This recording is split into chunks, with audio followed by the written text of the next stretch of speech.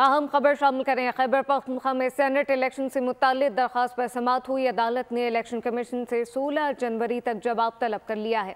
अभी तक इस पर मुशावरत जारी है, जबकि इस मुताल्लिक हम आपको 2 हफ्ते का वक्त देते हैं। चीफ जस्टिस की जानिब से वाज़ेह किया गया टाइम थोड़ा ज़्यादा दिया जाए तो उससे वक्त लगेगा। वकील की इस्तदा, जबकि आपको ऐसी खुली छूट नहीं दी जा सकती। खैबर पख्तूनख्वा में सेनेट इलेक्शन से मुताल्लिक दरख्वास्त पर यह समाअत हुई। समाअत का क्या अहवाल है, आसिफ शहजाद से जानते हैं। जी आसिफ।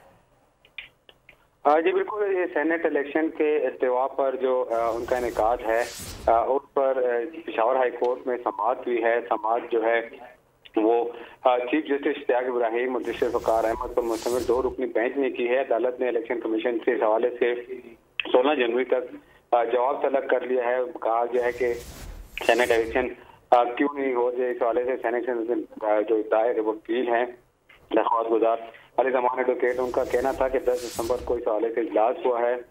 अभी तक उस पर मशावरत भी जारी है।